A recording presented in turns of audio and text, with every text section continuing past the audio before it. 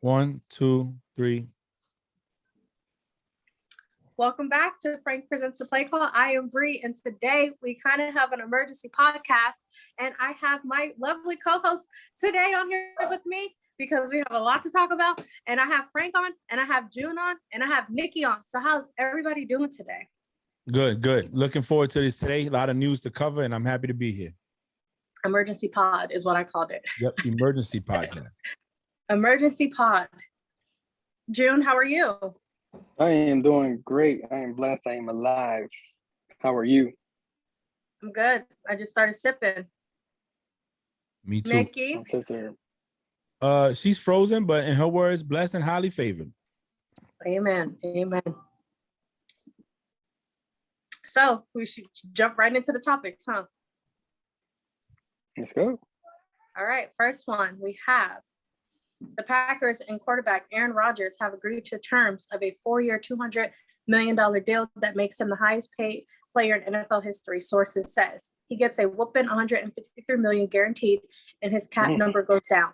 Aaron Rodgers then tweeted that he is in fact returning to Green Bay next year, but he stated that the reports about him signing a contract are inaccurate, as are the supposed terms in the contract that he quote unquote signed. Ooh, you want to go first, June? I know Frank said that he was waiting, so I'll let Frank go first. Okay.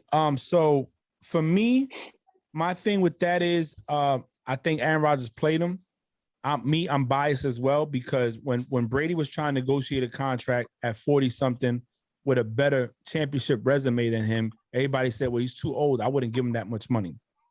And at first I was like, man, Brady's been taking budget, low cut discounts for a while. He deserves the money. But then when they put the logic behind it is, what's up? Let's say he gets hurt, he doesn't play no more. You just lost all this money, and it counts towards your cap, and now you can't replenish your team. And I think about when Flacco got his money, they lost a lot of players because they couldn't pay him. So my thing is, if you're going to give this man a lot of money, especially if it is $153 million guaranteed, now what that leaves you trying to maintain the weapons that he needs around him to be successful. Not only that, he hasn't won a Super Bowl in 10 years. His record is like 1 and something in the AFC Championship. He has a losing record since then in the playoffs. And he has, and for better sense, choked when it comes down to the big time games. So to me, giving him that much money, I would not have done it. I probably would have gave him less guaranteed and gave him a 2-year deal, not a 4-year deal, because he can get hit tomorrow, get knocked out, and now you lost all that money. But shout out to him for playing the system. If that is true, he was a smart man about it. But to me, I would not have paid the $153 million guaranteed with $200 million total over the next 4 years. That's just my take on it. Based on what you're trying to do and where you're trying to go, I think he was better off going to another team if he felt they didn't have the weapons, and went to either the Steelers, the Broncos. Hell, he can even go down to Tampa, because they just gave, well, we'll talk about that later on with Godwin, but they have receiving core down there too. They had 2,000-yard receivers at one point on the same team. So I don't know if it's all about the weapons. I don't think the money's worth it. He's in his late 30s, almost 40, right? And he showed that they had a decent defense last year, and it came up short. You know what I'm saying? So, and we saw that once you take a Devontae Adams out, he can't get to nobody else. The magic he used to make happen isn't there no more. So in my opinion, I don't think that they should have paid him that much money. If they are, I do say re-sign him, but maybe a lesser deal. That's what I got. I'll go next. That's a lot of money. But he did state that no contract was signed whatsoever.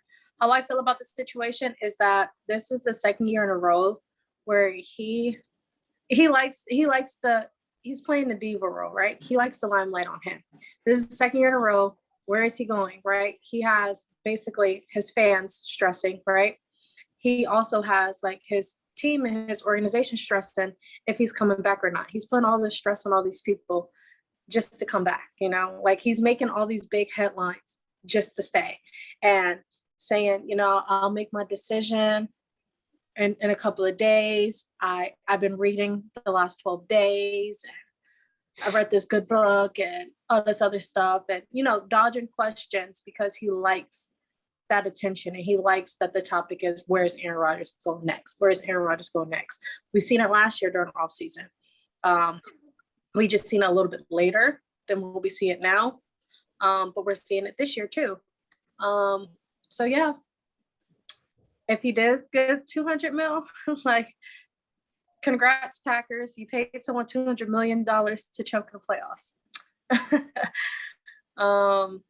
So we'll see. That's just how I feel. I feel like he caused all these talks and stuff, and caused all this media press just to stay. Mm-hmm.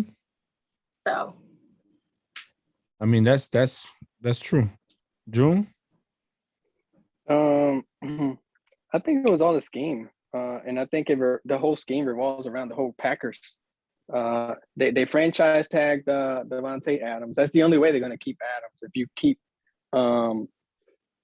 you keep what's his name, Aaron Rodgers, that's the only way you're going to keep him, because you can franchise tag me and I'm just going to sit out all year because you ain't got nobody that's going to throw me the ball regardless. That's one. And then two, I don't think that Rodgers would have signed a 2-year deal. I think he schemed the system and he got exactly what he wanted. He may not have put it out there like, I wanted $200 million, but we all know that's what he wanted.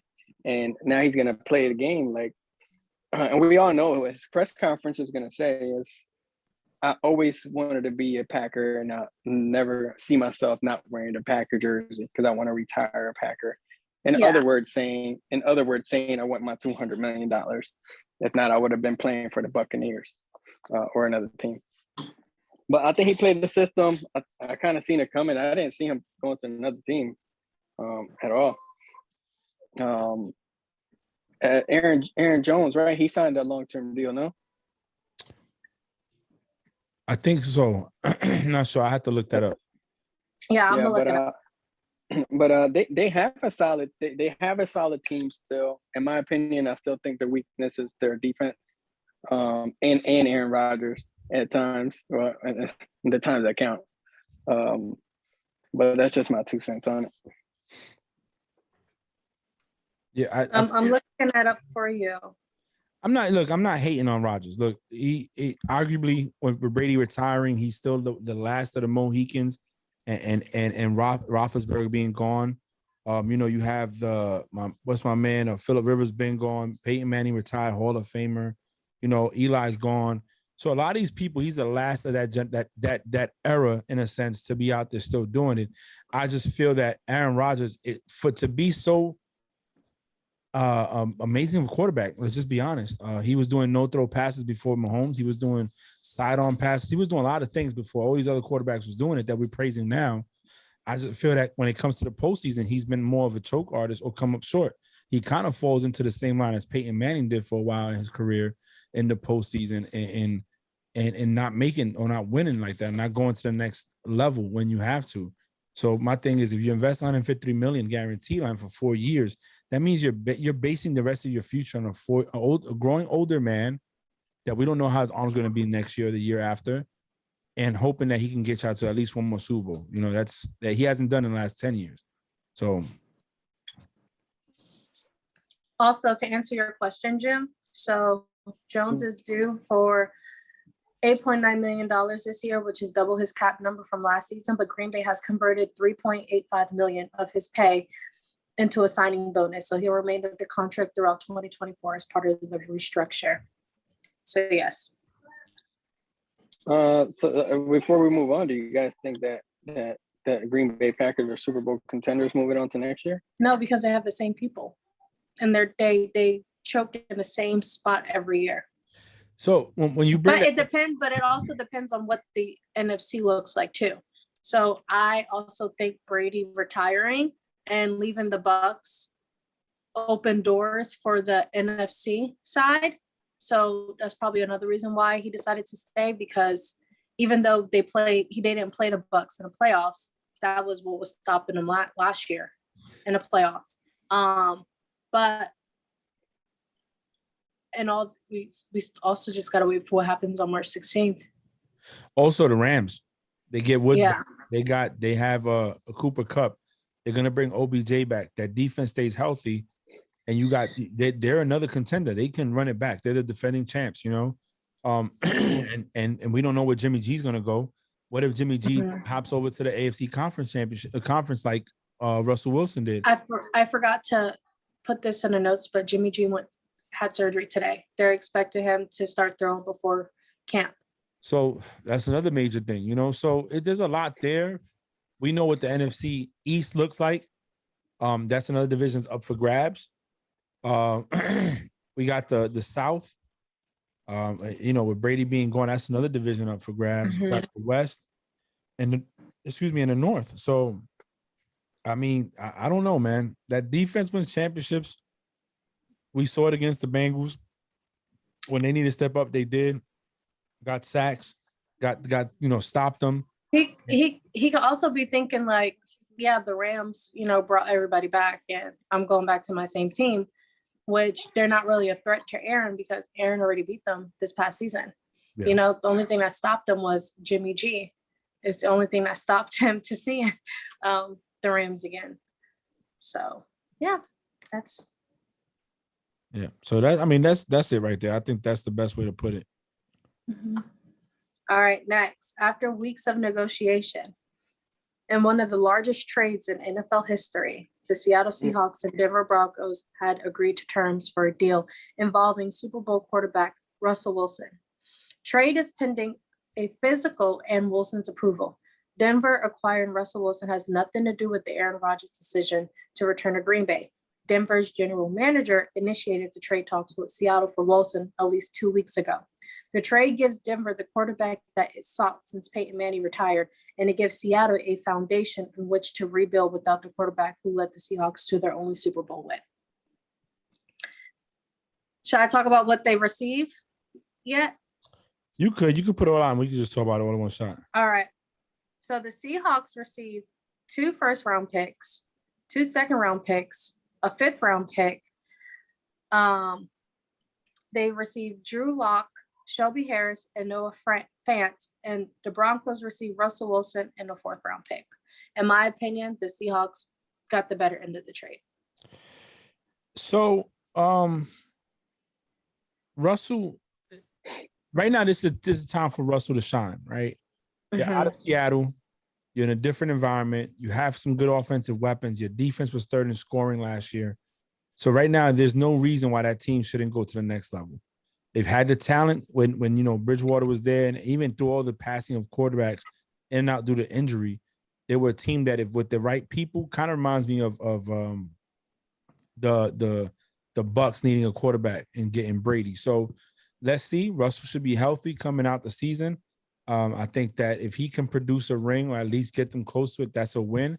And to agree with you, Bree, I think that the Seahawks won with all the picks they're getting, and Noah Fant is a good tight end at the end of the day. Now, can Locke fill them shoes? Yeah, I think he could. Now, my thing is this. My issue is this. Now is, well, I'll pose my question at the end of it when June goes, because it's going to be elaborate some more conversation. So go ahead. Go, June. I agree with Bree. I think that the Seahawks got the better end of the deal. They gave up way too much, and I kind of mentioned this earlier. For half of that price, what I would do, I would flip that profit, and I would get Jimmy G up in Seattle, still sell tickets, still may make it into a playoff contender. You still got Metcalf. You still got a decent running game. I think the only thing that they would have to only work on would be that defense in Seattle. But you could have got way more for half of what you gave up, in my opinion. But that goes to Denver too. Denver could have picked up Jimmy G and invested in another receiver or something along the lines, or another running back or whatever, and they would have been a better contender moving forward. So again, Seattle wins this deal hands down. Hate to compare it. It's almost like the Nets and the Sixers, a whole different sport, with the whole Harden and all them first round draft picks. But in that case, we thought the Sixers they gave up too much, and in this case, the Sixers are winning that deal. But we'll see. We'll see what happens. You know, best to it to Russell Wilson. I still don't see Denver being a Super Bowl contender with Wilson over there. I just think now they're a wild card. They're a wild card contender. You know, maybe a playoff contender. I don't see him as nothing else. That's my opinion. I completely agree with both of you guys. Good on the Seahawks because like I wrote in the notes, this gives the Seahawks a opportunity to rebuild. And they were with the injury, but they were declining, you know, with Russell. Even when he came back off his injury, but he wasn't 110%. I still think he came back fast. I'm very excited to see what he does with the weapons that they have in Denver. I'm excited to see how Locke is going to fit with that offense. But then again, they're going to rebuild around him, which is also a good thing. I think that he can do something out there. I do. We're in Denver? No, in Seattle. Oh, my bad. It cut off at the end. I'm talking about Drew Lock. Yes. Sad day for Seattle fans. Speaking of Seattle fans, greatest thing in the world happened today. I watched a murder happen on Twitter. So if you guys don't know Mina Kimes, she is a NFL analyst. She's also a big diehard Seattle and Russell fan. So Seattle fans, you know, they're really heartbroken today. So the Arizona Cardinals official Twitter page tweeted, "At Mina Kimes, you good? ? And she replied back, "You good?" with a question mark, and posted a picture of Kyler Murray playing baseball. I was like, oh, I just witnessed the murder. That was the best comeback. Whenever I get into that position and whenever I get into that field, that is going to be me 24/7. Clap backs. I thought that was the funniest thing. I took a screenshot. I died laughing. It was great. But yeah, that's all. You're gonna post it. I was waiting for it. I'll post it. So I was waiting for it. I'm like, damn it. Wait. Yeah. So I wrote you guys. I was like, do y'all want to see a dead body? And then I put, because I know some of you guys are old and you're not going to get that like phrase. You want to see a dead body. But what? Hold on. What? That phrase? Yeah, you want to see a dead body, but not meaning a real dead body. So that's why I have put in there. That's like really, our age, though. In that phrase. But you know, sometimes the older people, they don't catch on. So I didn't know if y'all knew that phrase or not. So that's why I put the in parentheses, because I didn't want something to come back and you're like, hell no, I don't want to see a dead body. You know, like I didn't want y'all. I would have been like, hell yeah, post that shit. But I posted it. Did you look at it? But that's where Arizona should have mind their business, because you sit here trying to throw jokes and she just hit you with the biggest serve. Left y'all quiet. Y'all should have mind your business. So my question to the group, right, is the Rams, Sean McVay gave up a lot to get the plays he got, and obviously it paid out for them. So my question to you is, do you think teams are going to start pivoting to that, where they don't give a damn about draft picks? What they're caring about is bringing veteran players to the team? I say it can go either way, because even though you're getting veteran players and you did all those trades for veteran players, those veteran players are getting older and their bodies aren't working the same like as they used to in the last 2-3 years, right? Like 3 years ago. These new, and the reason why I'm saying this is because I was paying attention to NFL Combine. These new motherfuckers coming into the league, you had a 340-pound defensive man, 6'3", 341 pounds, run a 40 faster than half of the quarterbacks in the league right now. That's crazy as hell. Weighing double their weight, running half the times faster than they were fucking running. I love it, man. I love it. That just like shows this combine was amazing. So many 40 records were broken. I think there was 3. for each position, I think 3 positions, 40 times were broken. Why I say that is because you have younger, healthier, stronger, faster people coming into the league. That you did all these nice trades for these old veteran people, but the older you get, your body's not going to work the same anymore. Your limbs aren't going to work the same. You're not going to stretch as you're not as flexible as you was 2 years ago. You're not going to run as fast as you were 2 years ago. And then you have these nice, new, fresh people. So all this amazing talent that's coming into the NFL this year, draft time, you ain't going to see them. You ain't going to touch them. You going to see them on the field on the opposite side. And these boys is hungry. So I will say this, and June, I'll let you go when I'm done. I think it's a chance you take, but it's rare that you're going to find a Mahomes or Herbert or somebody like that you could build on. I think what McVay showed is that if you get the right people at the right time, experience matters. You know what I'm saying? We've had this conversation in the past before. And I think that they proved that. I feel that when push came to shove, the experience and the experience and talent on that team overcame the adversity they were facing being down in the Super Bowl. You know what I'm saying? Me personally, I'm not saying that I would trade for, you don't get the Brady's often, so it's kind of hard to always trade for a 40-something-year-old player and think you're going to get a championship. That's hard. However, you take the Broncos, and we talked about them giving up so much for a pick. The Seahawks, the Broncos giving so much for a pick, but they're investing in a quarterback that's been in 2 Super Bowls and has a ring already, that maybe with the right team around him, like you said, wild card this season, who knows?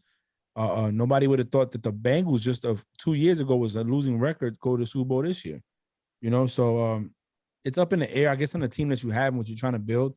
But I think Sean McVay did make a statement by saying, listen, I don't care about draft picks. I want veteran players. Give me that, and I can win. So go ahead, June. Bro, I'm turn this fan on. I'm fucking sweating. All right, my bad. Did you use your bad arm? No.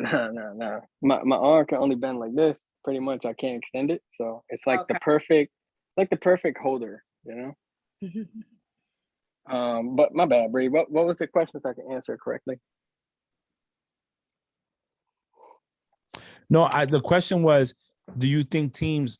So McVay showed that you can give up draft picks don't matter if you get the right players in a team. Do you think it changed the culture to where you want draft picks, or you rather get veteran players? No, bro. I'm gonna answer that with your team, the Patriots. You do not need explosive. Daddy mac and cheese. Hey, and I think there's 2 ways to win the Super Bowl, bro. There's the Belichick way, which is just making average players great, in that system. And then there's ways that McVay did, which is building this super team and winning, barely winning at that. And the third way is just getting lucky, in my opinion, which is the Bengals. They didn't get lucky, or they kind of got lucky. I'm going to stick with it. Sorry, Blanco. It's just my thoughts. But yeah, I don't think so, bro. I think Belichick answers that question for a lot of teams. You don't need no number 1 draft picks. You just need a system and a strategy that's going to work for your team. And as long as the players can stick to your strategy and your system and they go 100%, you're going to get the Patriots type of franchise. I'm a believer in that. I mean, that's a whole nother topic, I think, that we can save for another time in this strategization. I'm a system person. I believe in a system vice explosive one player, and if you look at the teams that have success, and when I mean success, winning organizations, Patriots, Steelers, Eagles, when they finally got teams going, Seahawks when they were winning, the Chiefs now, they have winning records. It shows that when you have a system in place and you can plug and play players, that makes a difference. But we'll save that topic for next week when we can sit back. Well, I won't. Yeah. Well, next time we record, so we can sit back and say what we prefer. We can add more. Yeah, we can. Yeah. You know, we can break down each team and stuff too, or our teams But- at but- that.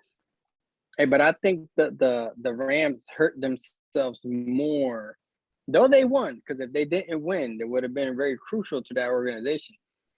They hurt themselves more for the future more than ever, in my opinion. Just as the guy looking, and now if they would have lost, it would have been a crucial blow, especially for the next 3 to 4 years.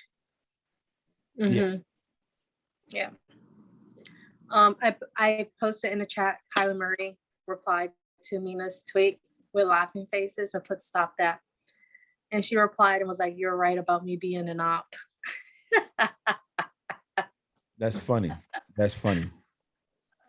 Her Twitter fingers are working today.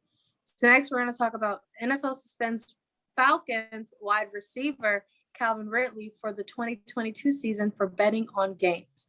NFL determined that Calvin Ridley placed multi-leg parlay bets involving 3, 5, and 8 games that included the Falcons to win, per sources. Investigation determined there were no involvement from any team, players, coach, etc. Placed his mobile device out of state. He stated and he tweeted that he doesn't have a gambling problem. He only bet 150,000, 100 or 1,500, 1,500, and that he's going to come back in 2023 or better. I feel I'll go first since I brought it up. So I feel being suspended an entire season for $1,500 for games that you didn't even play. Because remember, Calvin Ridley sat out this entire season because of his mental health. He had non-football injury, like he was dealing with his mental state. So it shouldn't really be that big of a deal for you to sit out the entire season because you ain't bet on games that you play, let alone you ain't fucking play this season. Excuse my language. Second, you have motherfuckers, sorry, excuse my language. This is just how I feel right now. You have motherfuckers who do way worse shit and they get suspended 2 or 3 games. You got motherfuckers who beat on their wives, they get suspended 2 games. You got motherfuckers who get gun charges or battery charges and shit. They only get suspended for 3, 4, or 5 games, you know? You have motherfuckers who lie about vaccination statuses and only get a $14,000 fine. Now, betting $1,500, that is not endangering people, right? You beating people up, you endangering somebody because you put your hands on them, you get a battery charge, right? You get a gun charge, you're not really endangering people if you're not using your fucking gun, right? But you know what? You get suspended only a few games, right? Oh, let me gamble and bet on my team. $1,500. Oh my gosh, you're done. You're suspended the entire season. So to me, that's not right, and something's not adding up because it wouldn't make no sense for him to be suspended an entire season. So because he bet $1,500, he loses $11.1 million for next season. To me, that's a reach. That's a reach. That's the whole reach. And we know the Aaron Rodgers situation, but you doing shit like you're a fully vaccinated fucking person when you don't have your COVID vaccine, you are potentially endangering people. You sitting here walking around without a mask. You sitting here talking up people's faces without a mask, knowing that you don't have your COVID vaccine. You sitting here sitting in a sauna, using the same workout room as other people, going out to hang out with your family, going out to dinners and stuff, doing commercials and stuff. And no one knows that you're not vaccinated. And you only get fined $14,000. And that's an endanger to people, knowing how many lives COVID took. No, I mean, you got a point. And to go there, NFL memes put something up. Major NFL suspensions. Ray Rice beat fiance 2 games. Greg Hardy beat girlfriend 4 games. And Adrian Peterson, felony child abuse 6 games. Ezekiel Elliott hitting a woman 6 games. Calvin Ridley using FanDuel 17 games. And Josh Gordon smoking weed 6 seasons. I'm sorry. Yeah. So in fairness with Josh Gordon, he had other substance abuse problems other than weed. Yeah. So Cool. yeah, that's why I didn't bring him up because he had other shit. But you have people who are literally doing stuff way worse.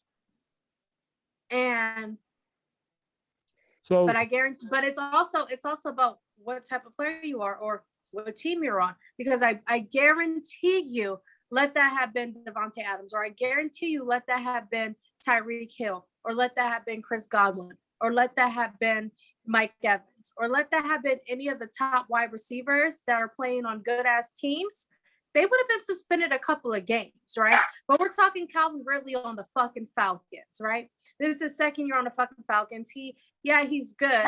But he's on a team that ain't worth a fucking damn. So what the fuck? He ain't play all season with them anyway, and they're still fucking pieces of shit. Like, but let it have been a Davante Adams or a Tyreek Hill. You really think they would have told Tyreek Hill you can't play the entire 2022 season? Do you? No, they wasn't going to fucking tell him that. Do you think they would have told that to Mike Evans or Chris Godwin? Do you really think Davante Adams would be like, yeah, I'm out the entire for $1,500. I'm out the entire season. The NFL, they pick and choose who they want to fucking save and whoever they want to fucking cover. So my question, earlier you said that he bet some of the parlays was for the Falcons to win, right? Mm-hmm. And I think that's probably where the issue comes in, right? And it's because it's a team that he's still connected to, even though he sat out the whole season.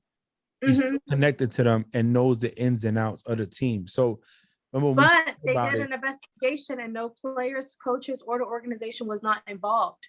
No. I understand. He didn't even go to practice. Yeah, but he didn't even it would be different if he went to practice or he sat on the bench during the games or he went to the workouts and he went to practice. Calvin Ridley did not touch a fucking football practice field, a workout room, or a freaking bench that entire season. Do I think it's a little extreme? Yeah, I do think it's a little extreme. It is. That's why I said a whole season, though. I would like to see what the NFL rules are on it, though, because betting on games, especially when you're an athlete and you're still under contract, which he was, can be a hindrance and can actually be considered a breaking the rules, right? Look, well, before June goes, I will say this: I ordered a book. It comes to me March 15th, but I'll be on the ship for 3 days, so I won't get to see it until I come home on the 17th. However, is Mike Florio's book that he wrote on stuff that's happened in the NFL and how the NFL has hit it. I'll give you an example, and not to make it about this player, but it's a perfect example how they do things, and then it's not even rectified when they were wrong on it. For example, Brady's Deflategate. There's no evidence of the balls now.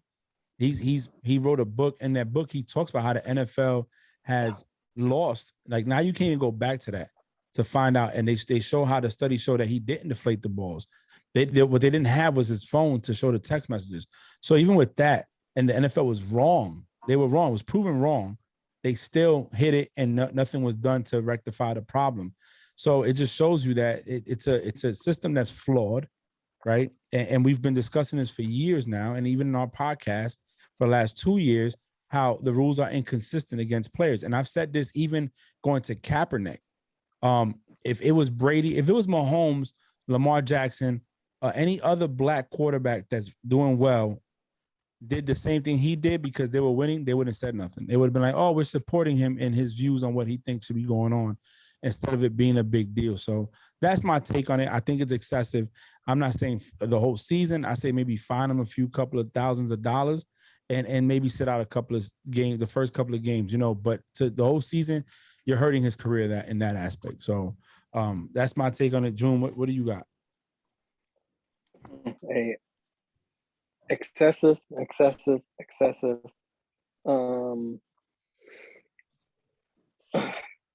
just think it's too much. I get you trying to make the example. They were talking about it earlier today. They were saying that the NFL is super strict with the gambling rules. And that's why Roger Goodell fined him the way that he fined him. That was suspended him for so long. He didn't have any mercy. He said that, in his words, that the reason he had to do that is because he had to make sure if he would have let this slide for $1,500, then it would have been like the initiation of other gambles. So he was definitely making a statement by suspending him for 1 year. I don't agree with it. And it sounds kind of crazy, man. I don't agree with the excessive suspension. I agree with trying to make a statement so we don't have players gambling in the sport and give up games and stuff like that. So I agree with making a statement. I just think it was super excessive. So here's what it says. NFL And the Falcons didn't win. Yeah, NFL personnel are restricted or prohibited from engaging in the following gambling-related activities, regardless of whether such activities are legal.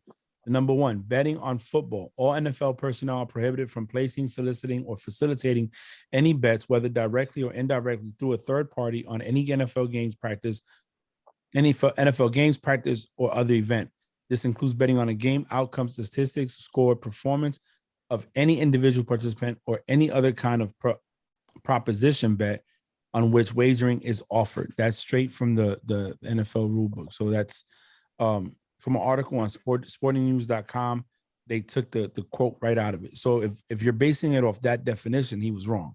Now the fine or the punishment following, I do think is excessive. That's just yeah. me.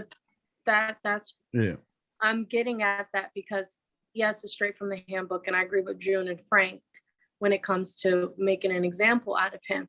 But the punishment is excessive when there's people who do way worse and they don't get that excessive type of punishment. Oh yeah, 100%. I agree. I agree with Bree.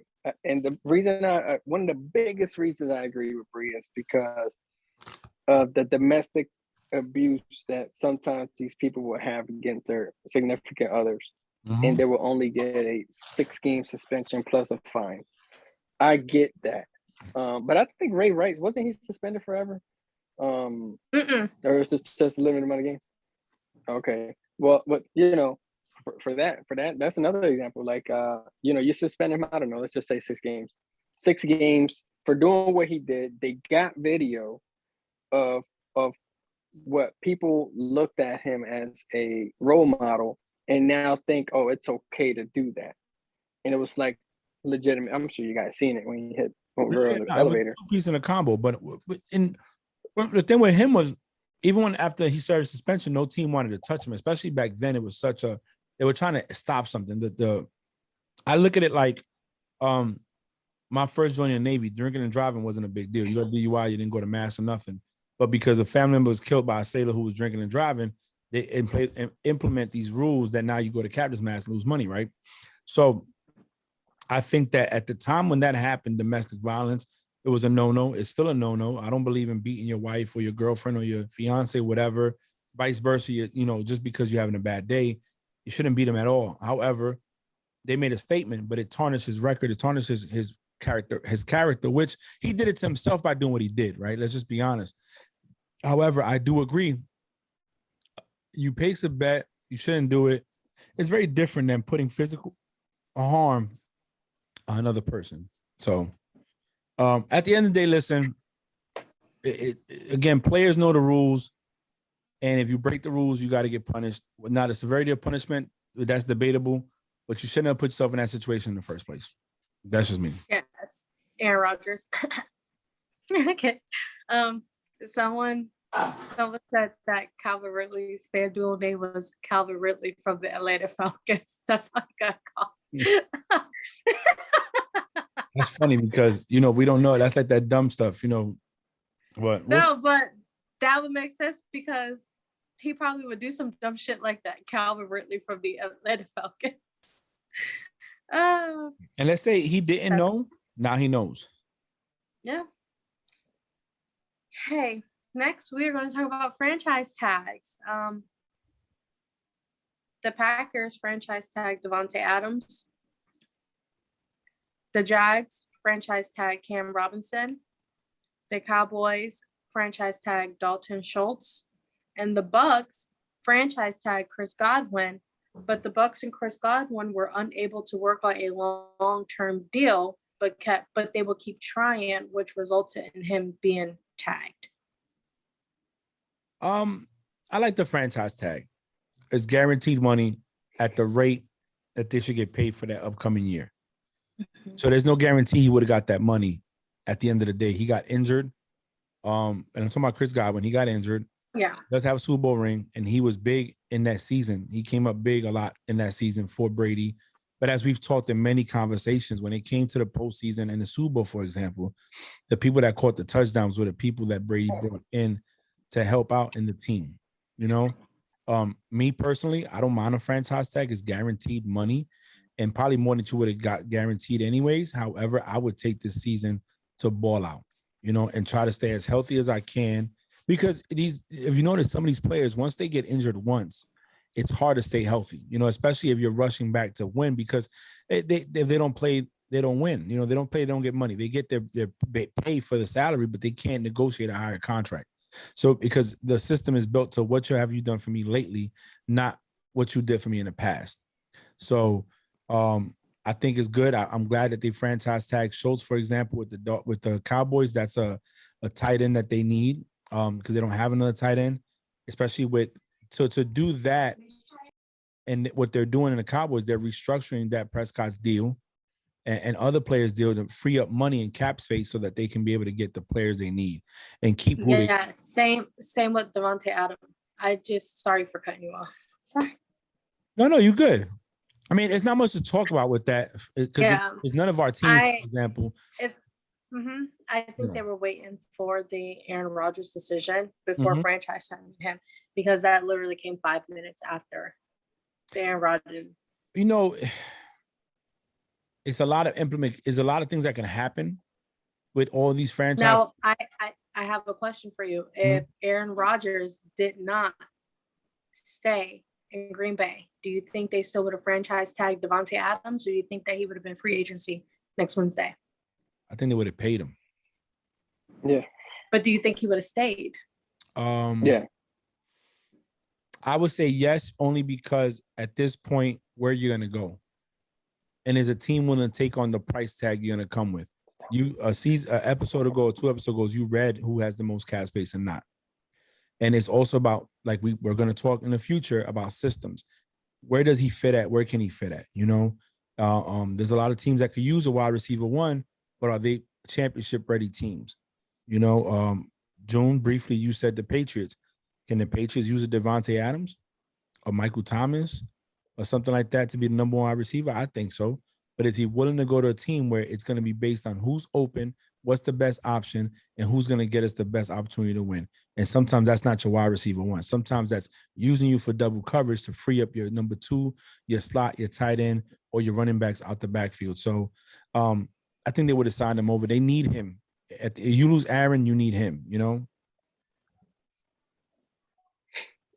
I don't know. I mean, if you franchise tag Devontae Adams, in my humble opinion, he would have got more money signing a long-term deal with another team just because of his skill set. I frankly believe that. They franchise tag, what's his name? Njoku from the Browns, the tight end. My man had 4 touchdowns and like 500 receiving yards this year. I'm not trying to compare it, but I'm going to compare it. Yes, it's the tight end versus the wide receiver, but you're franchising. You know, you're giving that tag to him and to him. In my opinion, like Njoku deserved that. He would have got paid that next year. Devontae Adams, he would have got paid a lot more with a different team on a long-term deal. I agree. And, you know, again, it's one of those things where apples to oranges, or we can debate a lot of different things at that point. For me, play a player that deserves it and do right by people, because at the end of the day, these players are going out sacrificing themselves. So we'll see. We'll see what happens now. Now, let's say that they didn't franchise tag him, and let's say that he did go somewhere and he didn't stay with Green Bay. Do you really think he would still be the same Devontae Adams without Aaron Rodgers? And what quarterback do you think will he fit with that will be so perfect for him to do what he was doing in Green Bay? That's a good question, huh? I got one in mind. I think Jalen Hurts. he still would have been Devontae Adams. I think that with any system, any team you go to, you gotta figure out where you fit in. And when you got a prolific player, wide receiver like him, you got to make a scheme or you develop your playbook around him and who you got as quarterback. You take him, let's say you put him, let's say the Patriots, for example, you put him on the Patriots alongside Aguilar as a number 2 instead of a number 1. You got Jacoby Myers, who's a decent undrafted player.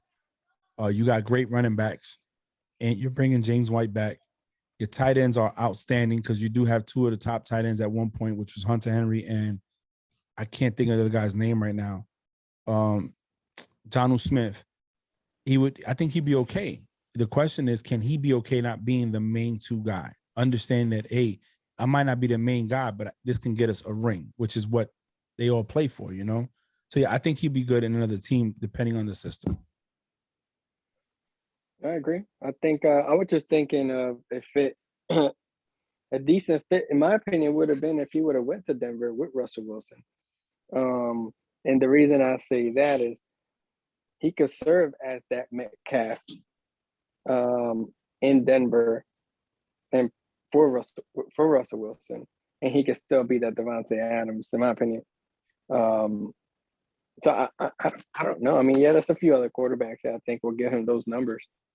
And then just to go what you were saying about being that number 2, if he would have been that number 2, a system that he would have fit perfectly as a number 2 and as a massive decoy / weapon would have been the Bengals, because you would have had Chase and then you would have had him on the opposite side. Monstrous offense. They would have won the Super Bowl. Let's go look.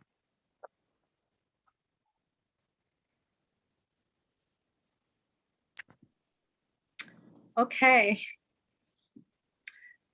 This is not, to me, I thought it was good news because it was being talked a lot as well today, with the whole Aaron Rodgers situation and the whole Russell Wilson situation. So the LA Chargers and wide receiver Mike Williams agreed to a 3-year, $60 million contract extension. That's good. That's good for the team. That is very, very good for the team. And he also played a vital role. And I don't know if you guys remember, I watched the Chargers and the Bengals game. And you remember Jay Herbert was sitting there slanging. Yeah. He was slanging them balls.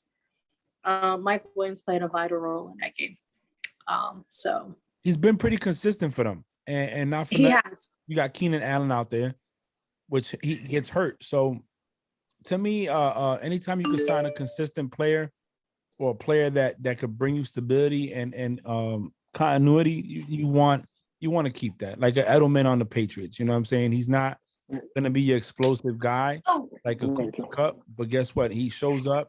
He shows up big in big time plays, and you know, not for nothing, he was very dependable for a long time before he got hurt and couldn't clear his physical. So, you know, I think he would have been good. I think that Mike Williams that's a good deal for them, you know? Yeah, I kind of feel bad for Keenan Allen, man. I think his time is ticking. You know, I don't know if he's going to get that opportunity, to be real with you. That's true.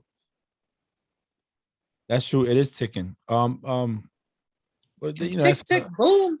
We could talk about that another time too. But Mike Williams, I'm happy he got a contract. At the end of the day, these players, you know, this is how they feed their families. So whenever they get a contract and they get paid for the work they do, I think that's great.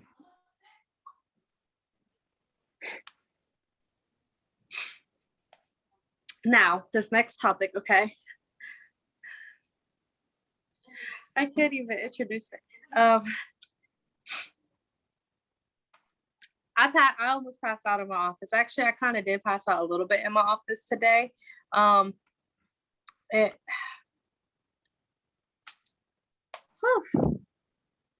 can't even talk, Frank. I can't talk. So what she's trying to get to. Deshaun Watson.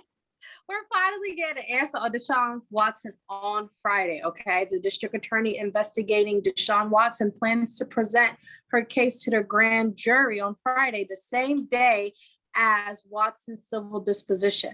So it's a big day on Friday. So we'll finally get some answers on Deshaun Watson.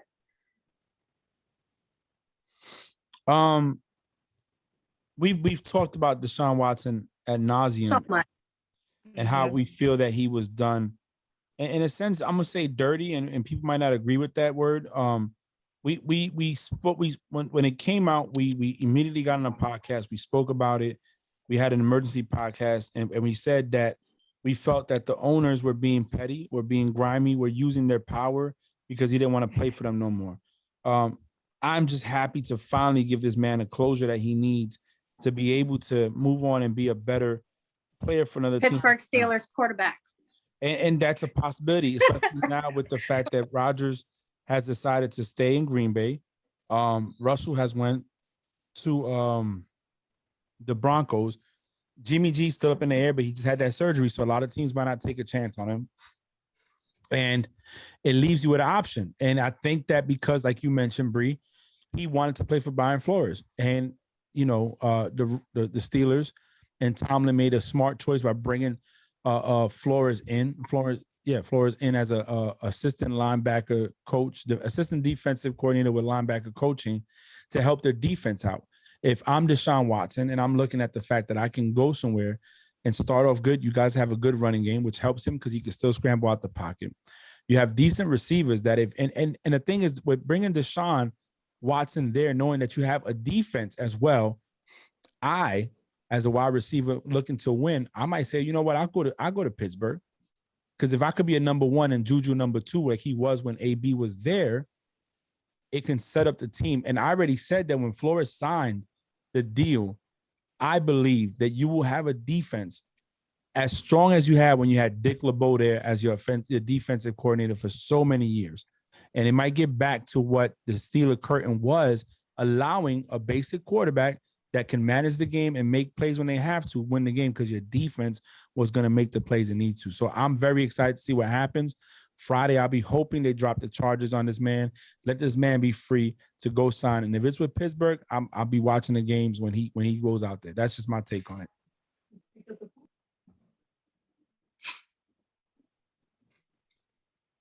June, you want to go? Maybe I'm tipsy, but Frankie almost made me cry. I saw him go like this. I wanted to scream, but you just started bringing up. I was screaming in my head. I was screaming in my head. But they were. I was screaming in my head because I just love absolutely everything you just said. And it's funny that this came out because I posted today in our group chat, guys, that they were talking about the Steelers on Good Morning Football. They was actually talking about them for a good 30, 35, 40 minutes today. And Kay Adams, that's my bitch. She's forever my bitch. She was stating, like, I don't understand why so many people are saying that the Steelers need to rebuild. There's no fucking rebuilding. They have a killer defense. They have TJ Watt, they have Minkah Fitzpatrick, they have Joe Hayden, they have that defense, right? They have a good offense, right? They just need to fill in out that quarterback. That's not rebuilding. That's just refilling. Because once they get that quarterback, them players are gonna play around that quarterback and they can be unstoppable. And she's like, I'm not going to say any names. And to me, I'm thinking that she was talking about Aaron Rodgers because a lot of the talk was Aaron Rodgers is going to Pittsburgh. But this was earlier this morning before the news had came out at 11 because they recorded at 7:30. But yeah, I definitely agree with you, Frank. Finally get some news. And I want to make it very, very clear that SA is a very serious matter and it's a very serious topic. And I will forever, be an advocate for SA and, support all victims when it comes to SA and stuff. But I also can spot when bullshit is bullshit. So not saying that I don't, if it is true, prayers to all the women that was involved, but the timing and all these accusations all come out at one time. Like it just doesn't make any sense if that makes sense. So don't think that we don't support any victims of SA or we aren't advocates of. Sexual assault, right? Yes, that's I was just Yeah. Sorry, I just say SA, and don't think that we aren't supporters or advocates when it comes to that. We are, and we take that matter very, very seriously. I just, with the timing of it, to me it doesn't make sense. I need more answers. We finally get those answers on Friday, so we will see what happens. So, But I am very, very, very excited. Brian Flores, he's probably already whispering in Tomlin's ear. Maybe Tomlin was like, Brian Flores needs advice and I need a quarterback. Hey, funny. I know you called me for advice, but do you want a job? So, June, go ahead. I don't want to cut your time short, so I'll let you go and say something before I say something else. Oh no, I'm just real ready. quick before June goes, and I was talking to Frank about this. Frank was like, Bree, do you know something that I don't know? And I go, Frank, I signed an NDA. I can't say anything. I will say this, and we're talking about sexual assault, and we're not the type of people, we're not fans that are gonna just go with the player because we know there are a lot of false cases out there. Having family members that were sexually assaulted, I will say this, I take it very serious. But at the end of the day, it just sounded so funny or so conspiracy-ish, when this came out, and then nobody wanted to come forward. And when they opened it up to make the females come forward, only maybe 1 or 2 did with their full names. And to me, that's a lot different than 20 females, but it's been 2 years. It give this man either his punishment or let him go. Let's let the process work, and because it's not fair to hold him up on the basis of people thinking, well, I know he's an athlete and I can get paid. But that's just my take on it. That's it right there for me with that. Go, June. No, hey, I'm just ready. I'm not gonna beat a dead horse. I agree with both of you guys. I'm just ready I'm ready to move on. I'm ready for him to get hemmed up if he is found guilty and they got proof. I'm ready for them to get hemmed up if they're found like they for false allegation. I'm definitely ready for that part. Because it ain't cool. You know what I'm saying? Cost this man a lot of money. But then again, it goes both ways. And his reputation, because even if he's found, innocent and he didn't do anything to these girls, and that's always gonna, linger. Everyone's gonna call him, the R word, and people are gonna make jokes. And especially if he goes to the Steelers, people are gonna be like, oh, well, they have a thing on quarterbacks doing such and such to females, and even if it is not true, like it's still heartbreaking because that's going to follow him wherever he goes. It's definitely going to follow him wherever he goes. Yep. Breaking news. Yeah, both just not even looking. Breaking news. I'm looking at it like. Okay. Russell Wilson has now signed his no trade provision and passed his Broncos physical. It's official on his end. That's it. Then come your birthday and Frankie's birthday, I'm gonna be on the ship. Facebook Messenger hitting you guys up. It's gonna be official tissue like a referee whistle. June, did you just pass out? Well, damn. Breaking news. The other players involved in the trade still have to pass their physicals, but the teams will now start the process to confirm the trade with the NFL. So now, if I was him and knowing that you're going there, I would do what Brady did when he went to the Bucs. I'm going to get the list of all the players, give them a call, introduce myself, make it known, and I'm going to start getting to know my offensive players, that offensive line, get meeting with the offensive coordinator, and now is the time. Don't wait till training camp in the summer because you're going to be behind the ball. You've been in one system your whole career with a different coach. Now you're going to a new system, different altitude. You know what I'm saying? Remember, Ryan Clark got real sick going to Denver to play in Mile High because the air was thin.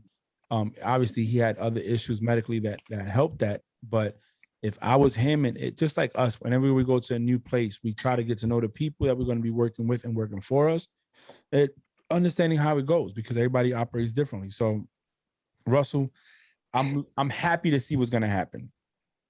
I'm excited. I'm gonna actually probably watch more of their games this year. Yes. This is going to be crazy. This is going to be crazy. Frank already jumped right into it. Next Wednesday is my birthday. Next Wednesday is also Frankie's birthday. Next Wednesday I turn 28. Next Wednesday Frankie finally turns 18. He gets to start paying bills in the house now. But next Wednesday is also a very important day because that's when free agency starts. So I think next week's episode is going to be a lot better once we see what happens.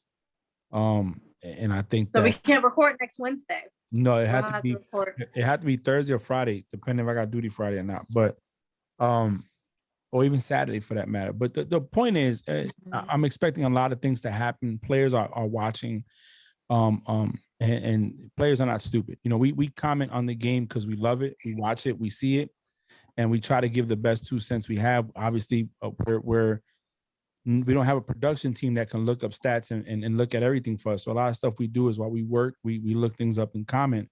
But let's be honest, Russell Wilson has a name, he has a Super Bowl ring, and that brings a certain kind of allure and shininess to it that has players thinking, well, listen, let me, like Brady did. What team is the best team? I'm gonna go to the Bucs.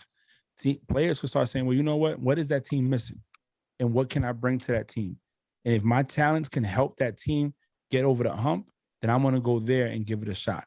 DeMarcus Ware, when the Cowboys didn't pay him, when he went to the Broncos, and the Broncos with Wolf, Ware, and Von Miller won a Super Bowl with Peyton under center, and Peyton didn't do anything in that Super Bowl. He 149 yards, one interception, no touchdown. But that defense did a lot of things. Von Miller was amazing. So let's see what happens coming forward next week. I think we should have a lot to talk about when it comes to that. Jim, this is all over Twitter right now. Let's go. Stop. Hey, stop. Hey, come on. Hey. But this is also all over Twitter right now too. Oh God. Stop. And I'm gonna tell you something. I'm gonna be real with you. If we did not have Mac Jones, Deshaun Watson hoping to keep things hot as he's off to a He's in it. Eagles. If the Patriots didn't have Mac Jones, I would have wanted them to get Deshaun Watson.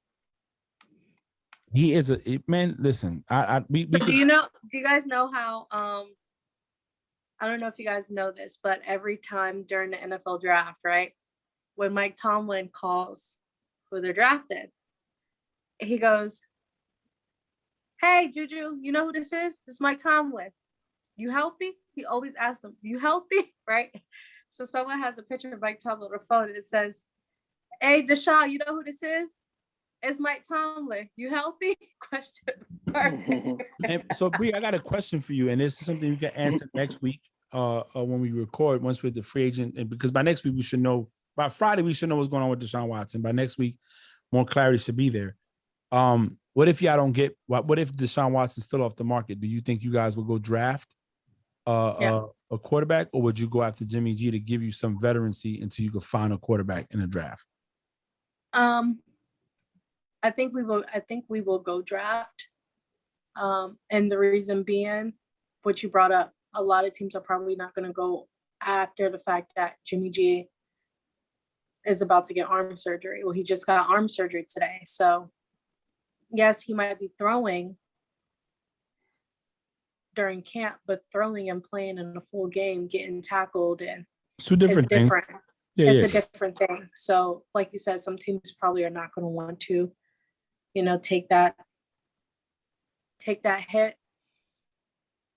I do think that if we don't get Deshaun Watson, I'm manifesting that shit tonight. I'm about to light my fucking candles and do rituals tonight. Say freaking spells and speak in different languages. That's gonna be me tonight. But I do think that we will go draft. We will go draft. My favorite tweet came from yesterday when the news that Calvin Ridley was suspended the entire season for,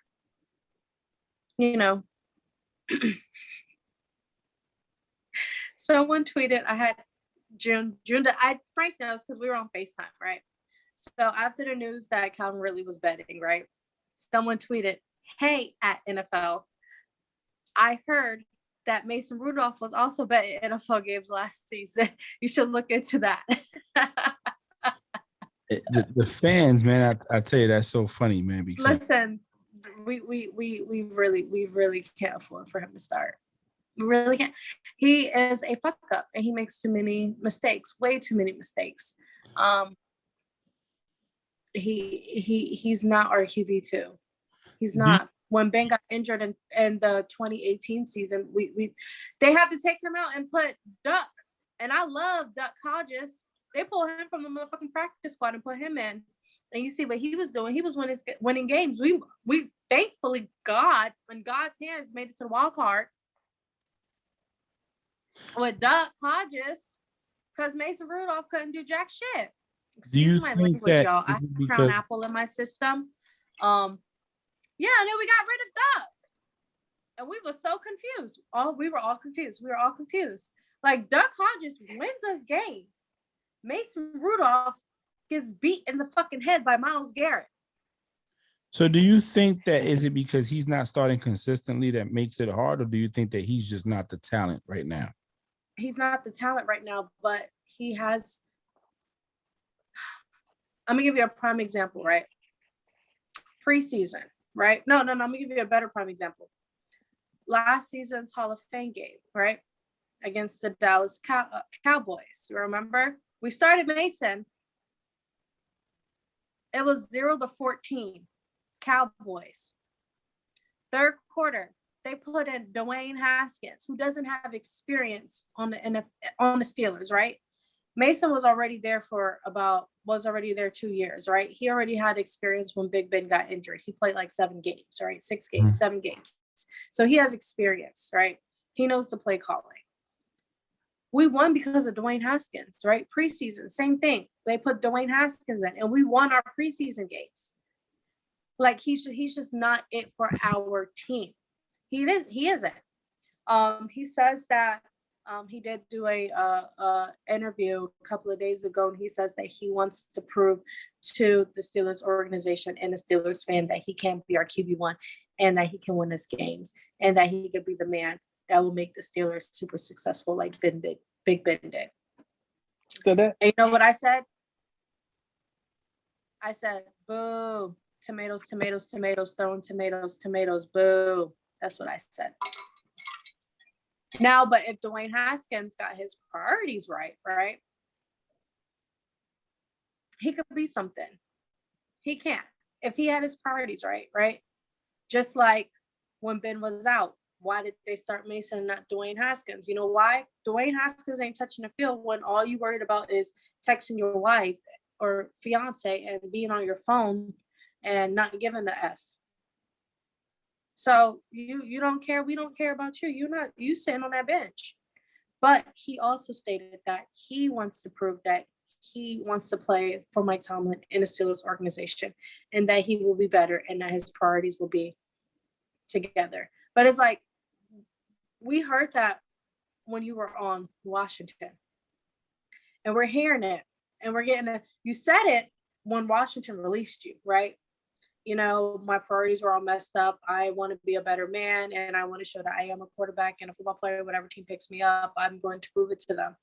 And then the Steelers picked you up for a year deal, and you do the same bullcrap. You know, your priorities are not on the field. Your priorities are what's going on outside of the freaking facility. So it was like, do we really trust you? Like, do we really, like, should I believe you? In my opinion. That's fair. And you know, obviously as your team, so you would know a lot more than us when it comes to that. I like I said, you know, to me, sometimes I wonder how much effort is given to these players to actually mold them and get them where they need to be. You know, that's my only thing. It's always been my thing. I believe that some people develop at a different time than others. And sometimes you need that. You had 2 years to mold. Especially, Big Ben wasn't the same Big Ben that he was a couple of years ago and stuff, but Big Ben was still winning games. Big Ben was still going to the playoffs. You had a veteran quarterback who is an amazing quarterback at that, right? You have a quarterback who wins. You have a quarterback who is a 2-time Super Bowl champion, right?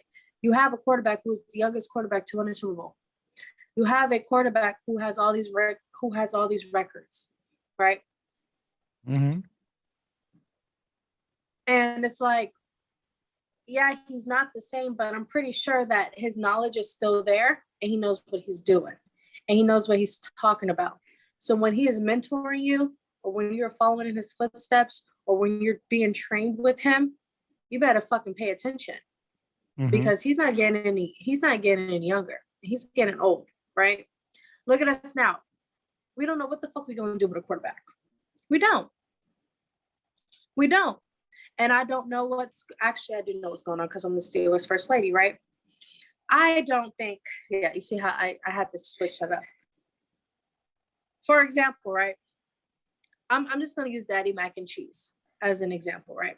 And the reason why I'm using him, this is Tipsy Bree talking. Listen, look, you got me ready to, whew, I'm ready.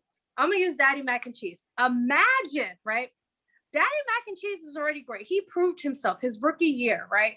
And a lot of rookie quarterbacks do not prove themselves their first year. And this is why we always talk about a lot of rookie quarterbacks or rookies should sit out their first year and follow behind a veteran quarterback. Mac Jones proved himself. Now just imagine, Frank, if Daddy Mac and Cheese sat behind Tom Brady. Just imagine if he got the mentoring from Tom Brady. Imagine if he got the knowledge from Tom Brady. And then when Tom Brady did decide to go, Mac and Cheese, just imagine how Mac and Cheese would have been. No, yeah. Yeah, with the experience. Yeah, we've talked about that. The experience. Yeah. Now, why is that not sitting right in Mason Rudolph's head? Why do you constantly make the mistake? And you know what? We can blame the OC. You know, I hate Canada. I hate Matt Canada, right? He's trash. And you don't have that experience to where you could say, fuck you, I'm calling my own plays like Ben can, right? But he just makes way too many mistakes. And I'm not just talking about the game where we tied with the Lions this season. I'm talking about 2018 season. And I'm also talking about preseason 2019, preseason 2020. Like, he's not our guy. He's not our guy. I don't have any faith in him, and I do not trust him to be my QB1. As a Steelers fan since I was 6 years old, I've been a Steelers fan for going on 22 years now. Like, he's not my guy. I mean, and that's fair. As a fan, I could appreciate that. June, you want to add anything on that? Sorry, guys. I'm sipping Crown Apple right now, so I'm feeling good talking about football. My team. I'm sipping too. Oh, we got the same cup. I think it's gone. No, I don't have anything to say. I just hope you get rid of Haskins. Please do me that favor. Send him to the Canadian League or something. Yeah, that's where we send Doug Hodges. So I was. Shit, I didn't know that. Some players are different, you know. I think when we look at players, we have to understand that they're human too, just like us. And sometimes we're gonna some of us are willing to take on criticism and help and learn, right? Mac and Cheese is a humble guy, and some guys come in the league thinking we owe him something. Can we trade? Look, we'll trade you Mason Rudolph for Daddy Mac and Cheese, and then you'll get a 7th round pick, 2 6th round picks, and 1 5th round pick. I'll be honest with you, and this luck. Me talking, and y'all get that plus Mason Rudolph. I'm gonna be honest with you, and this is me talking. And, I've been drinking too, and I will say this. Listen, as a fan, I can't be more pleased with Mac Jones and what I'm gonna see. I hope that this year we as an organization, Belichick does right by him and goes out and either finds veteran players to bring to the team or drafts well. He's not known for drafting good receivers in the draft. He's more about the defensive players and stuff like that. I already told you, and I said this when they lost to the Buffalo Bills in the postseason. The defense needs to get speed. Speed when you have people like Allen scrambling, when you have Mahomes scrambling, Lamar Jackson scrambling, you have to find speed to be able to cover down and not let these players, make big plays, convert on a third and 10 on a running quarterback play. So me personally, I would not get rid of Mac Jones. I would just look at what can I do to make him better. And my team is going to go through a different look now because McDaniels is gone. And we got to see what the next offensive coordinator is going to do to help that team out, you know? Also, I think that even seeing this season with Mac and Cheese being a rookie too, he is humble and he is willing, to go through change to make the team better, right? Because the strategy that they were using the first couple of weeks with him, it wasn't working. So he was willing to change up his style and you're playing for Bill Belichick. No one wants to disappoint Bill Belichick, right? No one wants to, especially when this is your first start at the NFL and you got the starting position. Like, Pops, I'm gonna make you proud. No, for sure. I mean, listen, it's not only that, it's that you get one chance with Belichick. Wait. I just made him sound like a bitch right there. No, I mean, listen, if I'm a player and I'm playing, but you know what I mean, right? Yeah. If I'm playing for certain coaches, I'm a play. I'm a ball out. You know what I'm saying? I'm gonna give you my all. Yes. So what I'm getting at is he was willing to adjust whatever he needed to adjust to and fix whatever he needed to fix to win games. And that worked out in their favor. Mm-hmm. I agree 100%. It worked out in their favor. Anything else before we close out? Sorry, y'all. That was fun. I'm good on my end. June? Sure, I'm excited for next week. No. You're excited for Friday. I guess my question for June is, Deshaun Watson is on Friday. Drew looked. Oh yeah. My bad. I'm thinking free Drew agency was right like looking like Friday. What the fuck is going on Friday? no, so my question for June is this right here, bro, and this is a valid question. You have a young quarterback, Hurts. Would you want your team to make a push for Deshaun Watson? I'm not gonna lie, man. I'll be a fool to say no. I think Deshaun Watson is young enough to where if we were to make that move, we could still get a lot of years out of him, and that he has that experience. He has that body that he hasn't used for the last year and some change. Mm-hmm. So yeah, shoot, man. Not trying to be disloyal to my dude, Hurts, but yeah, I'll be crazy not to. I think that would put us at a whole different category as far as taking the East are guaranteed versus than a toss up, in my opinion. No, I feel you on that. I mean, me personally, I don't think you go wrong. Even if you get a Deshaun Watson 80% than what he was before, it's still a win. Right. I'm so nervous for Friday. So, breaking news: Titans signed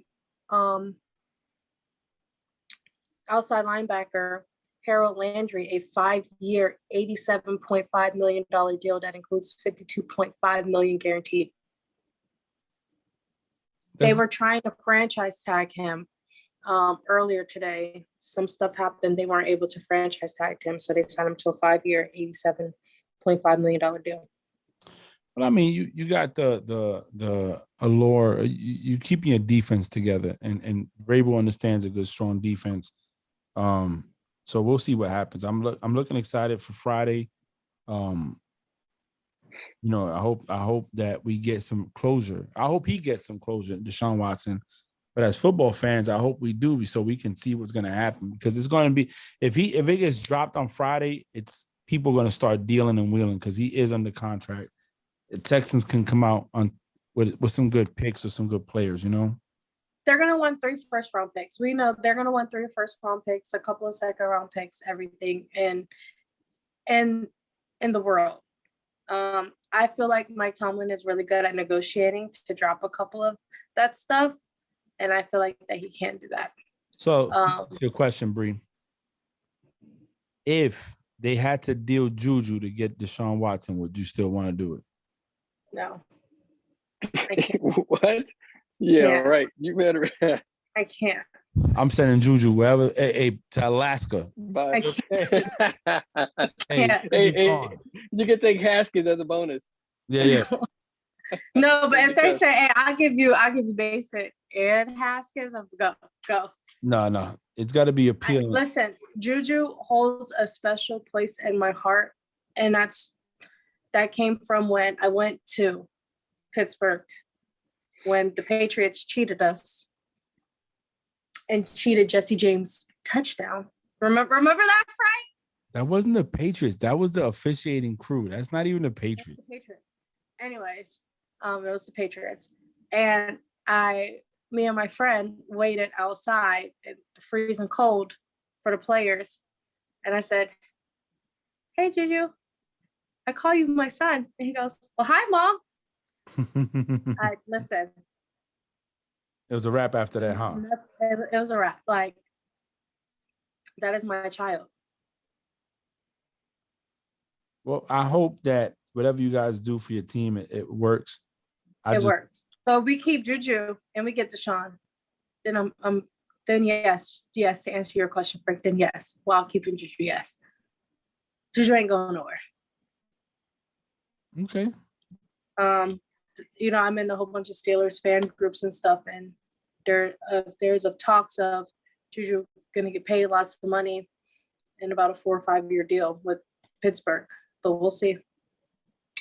Well, whatever happens for your team, I hope is good on your end. I hope, just like all of our teams, I hope come out with some good deals. I know Nikki is not here today. I hope all 4 of our teams come out with non-losing seasons next season. Yeah, me too. I want to see both my teams win. Oh, because Doug Peterson. So it's always a pleasure recording with you guys. I was a little tipsy today, but it was an emergency podcast and it was needed and it was necessary, if that makes sense. Very, very great topic. Talking topics today as well. Shout out to the crew for coming on during this emergency podcast. We planned it last minute, a couple hours ago. We want to record today. So much stuff happened. We couldn't wait. We really couldn't wait. This will be dropped, and everything that we said is going to be on ESPN and NFL Network in about 2 days. So you heard it here first. Thank you for listening, Frank. Hey, Bree said it best. We deliver news before other people's do, so you need to pay attention and listen close. And not bad for a couple of people that have full-time jobs on the outside and lives and everything to come on here and give you content that's not even happened yet. So that's my take on it. June? Hey, I feel like I haven't been here in a while, so I almost felt like a guest. But hey, it's good to be here. It's good to see y'all. You guys are dope. Bree, happy early birthday. We don't get on before your birthday next week. You are going to talk to me before my birthday. Hush. I'm just talking about on the podcast. Oh, on the podcast. Oh, yeah. Yeah. Thank you. Water. No, I'm good. I'm going to take my ass to sleep. And Nikki, I know you're not here, but hey, us Jacksonville Jaguars with Super Bowl 52 winning coach Doug Peterson, we're going to take the Jags to a different level. That's for you. And her name and her flavor and her stuff. I don't know what to say for her right now because she has so many sayings. Anyway, that's it for us today. Subscribe, listen, like, join, share. Thank you for joining Frank's the Play Call, President's Play Call. Have a good one.